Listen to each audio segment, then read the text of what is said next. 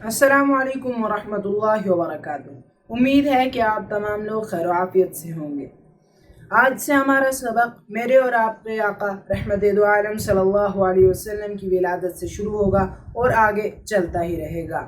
یعنی کہ میں آپ کو آپ صلی اللہ علیہ وسلم کی زندگی سے متعلق کچھ ایسے سوالوں کے جواب دوں گا جو آپ کو یقیناً نہیں پتہ ہوں گے، جیسے کہ آپ صلی اللہ علیہ وسلم کی ولادت مکہ مکرمہ کے کس محلے میں ہوئی تھی، آپ صلی اللہ علیہ وسلم کی ولادت جس مکان میں ہوئی تھی آج کل اس کی کیا حالت ہے، وغیرہ وغیرہ۔ تو آئیے ہمارے اس مزیدار سفر کو شروع کرتے ہیں۔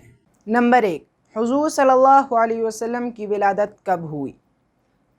موسم بہار میں دوشنبہ یعنی پیر کے دن 12 ربیع الاول اور بعض روایات کے مطابق 9 ربیع الاول کو آپ صلی اللہ علیہ وسلم کی ولادت ہوئی۔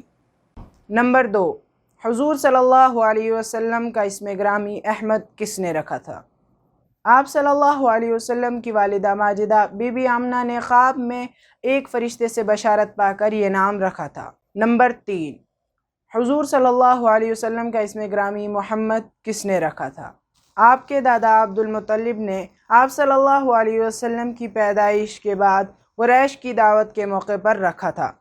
نمبر 4، آپ صلی اللہ علیہ وسلم کی والدہ ماجدہ بی بی آمنہ نے آپ صلی اللہ علیہ وسلم کو کتنے عرصے تک دودھ پلایا؟ 3 یا 4 دن تک۔ نمبر 5، بی بی صوبیہ نے آپ صلی اللہ علیہ وسلم کو کتنے عرصے تک اپنا دودھ پلایا تھا؟ 3 یا 4 ماہ تک۔ نمبر 6، مکہ مکرمہ کے کس محلے میں آپ صلی اللہ علیہ وسلم کی ولادت ہوئی؟ سوق اللیل۔ نمبر 7، مکہ مکرمہ کے جس مکان میں آپ صلی اللہ علیہ وسلم کی ولادت ہوئی تھی اس کی آج کل کیا حالت ہے؟ وہاں ایک بہت بڑی عمارت بنا کر اس میں بہت بڑی لائبریری قائم کی گئی ہے۔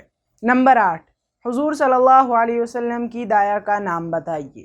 حضرت عبد الرحمن بن عوف رضی اللہ تعالی عنہ کی والدہ شفا۔ نمبر 9، حضور صلی اللہ علیہ وسلم کی ولادت کے وقت آپ کے دادا عبد المطلب کہاں تھے؟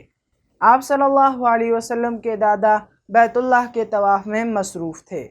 نمبر 10، حضور صلی اللہ علیہ وسلم کی ولادت کی خوشخبری آپ صلی اللہ علیہ وسلم کے دادا کو کس نے دی تھی؟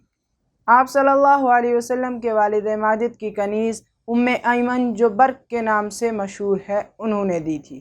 تو آج کی ویڈیو کے لیے اتنا ہی۔ ویڈیو کو لائک اور شیئر اور مزید اسی طرح کی ویڈیوز کے لیے چینل کو سبسکرائب ضرور کریں۔ السلام علیکم ورحمۃ اللہ وبرکاتہ۔